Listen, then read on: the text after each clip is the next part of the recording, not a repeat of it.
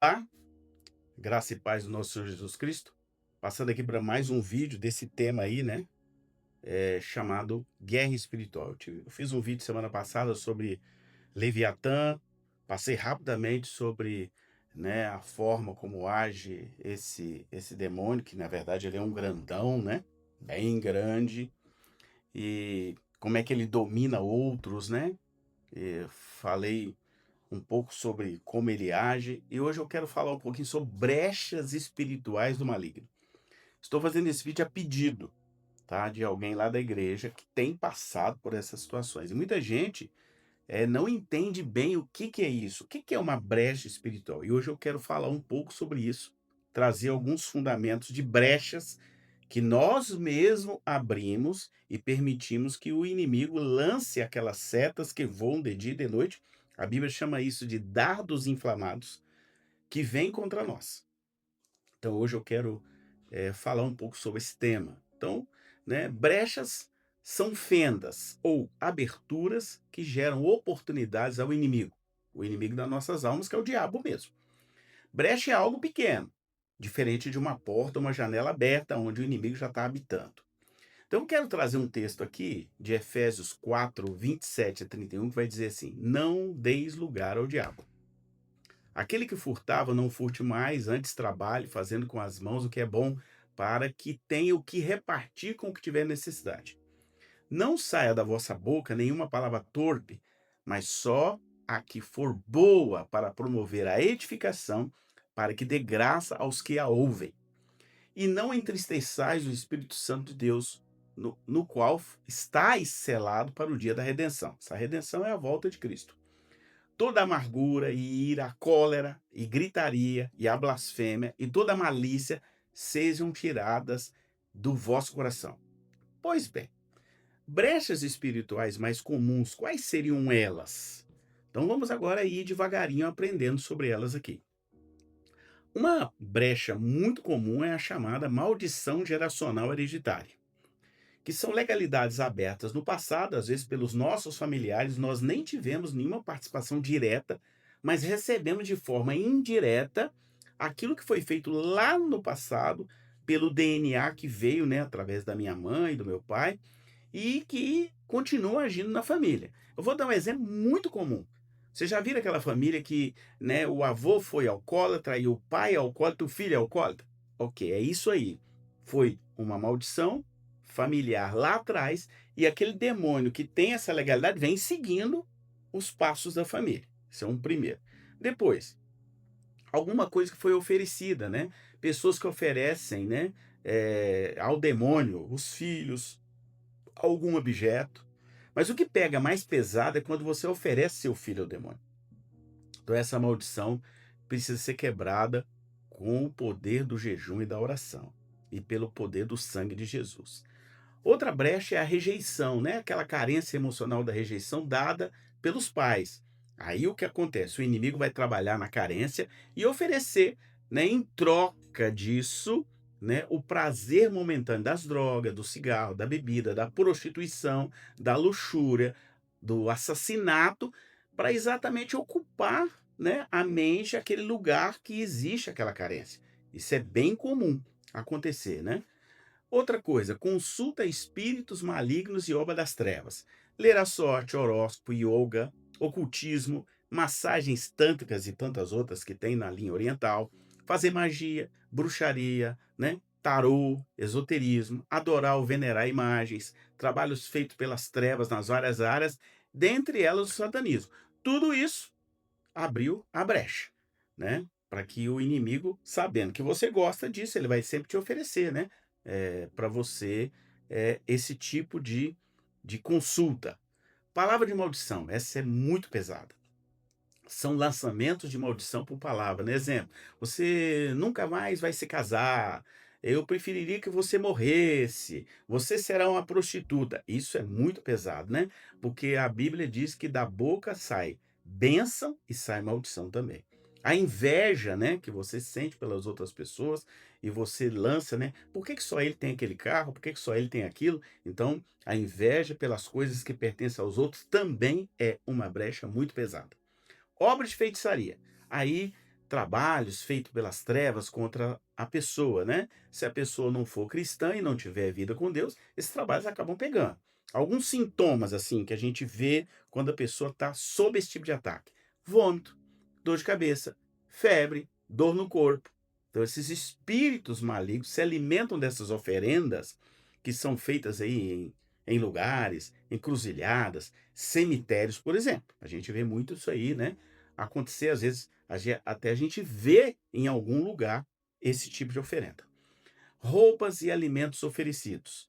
Cuidado ao usar roupas e comer comidas oferecidas por pessoas que estão a serviço das trevas e nem sabem. Algumas sim, outras não, né? Cuidado com presentes que você recebe. Sempre ore antes e santifique a Deus seus alimentos, as suas roupas, a sua casa, tudo que, mesmo quando você estiver na rua.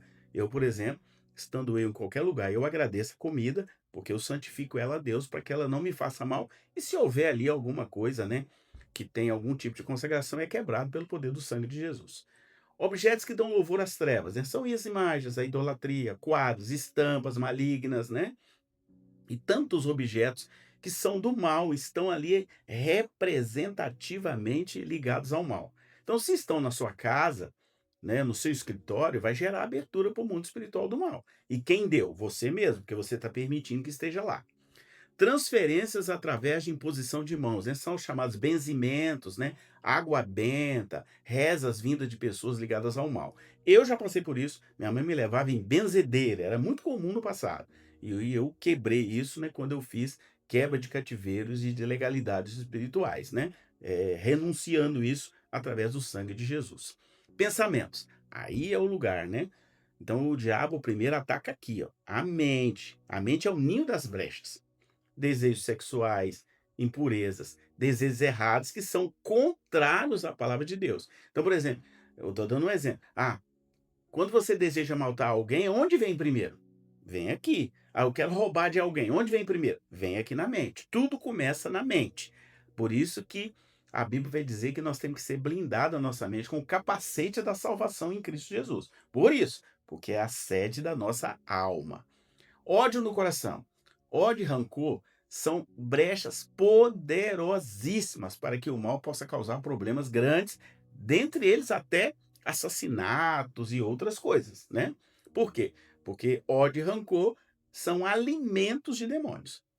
Traumas emocionais. Aí nós vamos lá, rejeição, o bullying, né? Que às vezes você passou na escola ou no seu trabalho, os abusos sexuais são exemplos. O inimigo trabalha nessas áreas para gerar o quê? Fragilidade na sua vida e pode até mesmo colocar pensamentos de morte para você. Jogos online, brechas satânicas que são feitas pelos criadores desses jogos para gerar manipulação emocional, fora da vontade de Deus, com nuances de terror, bruxaria, magia. Muito comum nesses jogos. Nem todos os jogos são ruins, mas tem uma gama de jogos online aí, né, que são terrivelmente terríveis. Outra coisa, músicas seculares profanas com letras e batidas que atraem demônios. Eu até fiz uma publicação lá no perfil da comunidade Shekinah sobre alguns tipos de batida, e tem vários vídeos na internet de criadores de música mostrando como a batida é feita para atrair demônios. A mais comum é a batida do funk, né? Tá provado aí, tem vários vídeos na internet aí. Bom, nomes amaldiçoados e xingamentos, desejo do mal. Amaldiçoar o seu nome, usar apelidos amaldiçoados, palavras de maldição lançada pelos pais sobre os filhos, tudo isso vão gerar brechas para o demônio agir. E não poderia deixar, dentre várias, e é claro que existem mais, né? Mas eu também não poderia deixar de falar sobre o ato sexual. Sexo é um pacto de sangue, dos mais fortes que existe. Por isso que o diabo ataca tanto essa área aí. E quando ele é feito fora da palavra de Deus, é uma brecha enorme para a troca de fluidos corporais e espirituais entre duas ou mais pessoas, que existem sexos feitos aí em grupo, né? Então gera uma maldição chamada laços de alma.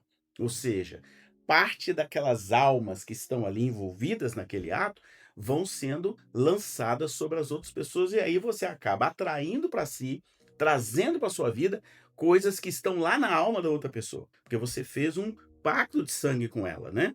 né, quando você realizou o ato sexual. Então, são as brechas, existem várias outras, eu peguei, assim, algumas mais importantes, para que você saiba. "Ah, pastor, como é que eu faço para sair disso?"